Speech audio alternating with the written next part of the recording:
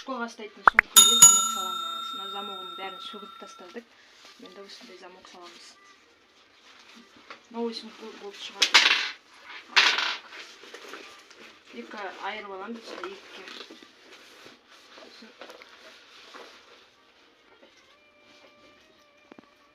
Мына ішіне кіргіземіз.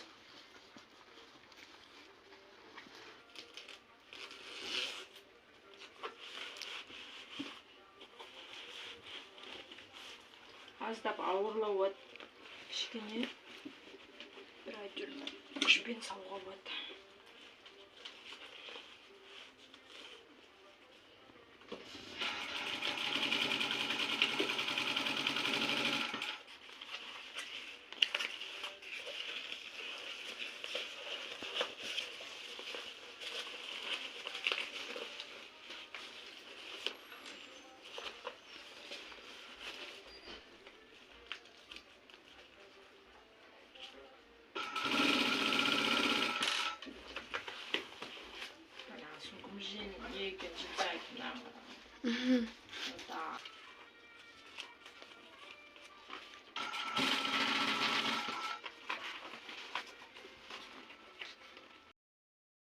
Қыздар мынандай енеге 4 қабат жіпті түйреп алып, енеге.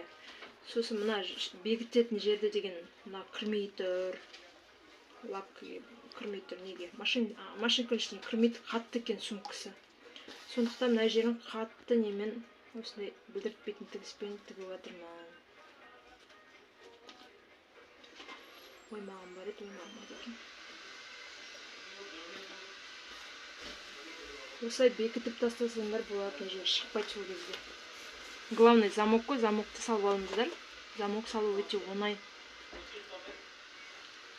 Ал мына жерлерін істей алмасаңыздар, осылай етіп қолмен тігіп тастауға болады, білдіртпей.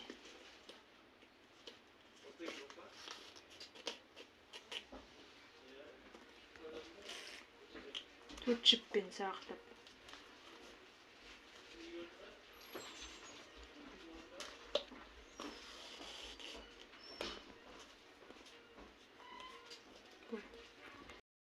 Қыздар, міне екінші сумка бітті, тағы екінші сумкаға замок салып қойдым, осындай етіп.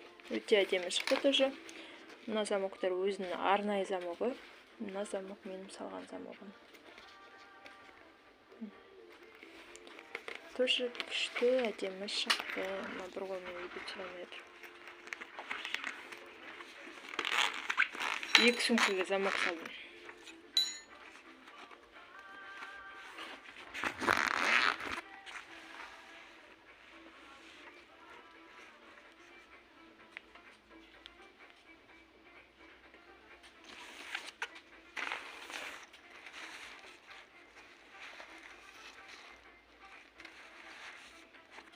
Егер де мына жерлер не болса, қатты жіппен қолмен тігіп жіберуге болады. Замоктың қатты жер болса, білдіртпей.